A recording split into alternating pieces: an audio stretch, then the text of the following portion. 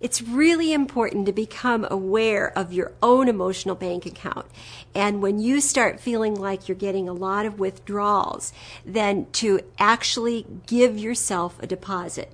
Most of us are really good at taking care of other people, but we're not so good at taking care of ourselves. So you really must do this, folks. It's not just permission, it's something that you must do, because to keep your own emotional bank account filled up, then you can give to other people, whether it's to your employees, if you're a manager, or to your customers. And so getting your creative juices going and thinking of some things you can do for yourself to fill up your own emotional bank account. Here's some of the things I do. I take 5-minute vacations. And if I can, I go out and I walk around the building. If I can't do that, I go to the ladies' room, I shut the door, and I go to the Bahamas for 5 minutes. I can do anything I want, costs no money, sometimes up here. I also keep a blessings journal. And it's just a spiral notebook, but at the end of every day, I always write down 1 or 2 things that were blessings in my day.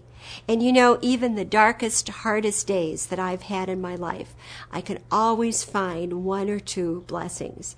And so keeping something like that where you focus on the good things that have happened will help refill your emotional bank account. Another thing you can do is call someone who loves you.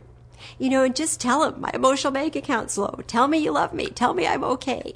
And so thinking of things like that that you can do that will, again, give you sort of a pat on the back. And, you know, interesting thing, get a piece of paper. And I said to one of my younger audiences the other day, get a piece of typing paper. And they said, what's that?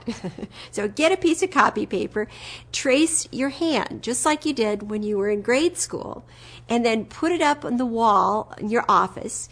And when you've done a great job and nobody's noticed, you just walk back there and give yourself a little pat on the back. And you know what? Everybody's going to ask, what's that hand doing up there? So you can have a lot of fun with that. My very favorite idea about keeping your own emotional bank account full came from a client of mine who is the bureau chief of the Department of Forestry in the state of Florida. And after I had spoken, he called me several months later, just ecstatic on the phone. And he said, Barbara, I have to tell you what I'm doing. He said, when my own emotional bank account is getting low, I send myself flowers. And he said, I don't put any card on it. And all day long, everybody comes in and goes, is it your birthday? Who sent you flowers? He said, I get more attention than you can possibly imagine. So you know what? We wish people would send us flowers. We wish people would do things for us. Do it for yourself. Right now, write down 3 things that you can do for yourself that will refill your emotional bank account. And I know some of you women are going to say shopping, which yes, I love that. That refills mine too. But the guys are probably going withdrawal, withdrawal, withdrawal. So anyway, think of 3 things that you can do for yourself. And when you write those down, keep those somewhere close to your desk so that you can remember and think about when you get up in the morning, maybe all kinds of things have gone wrong before you even get to work. You may be overdrawn before you even get there.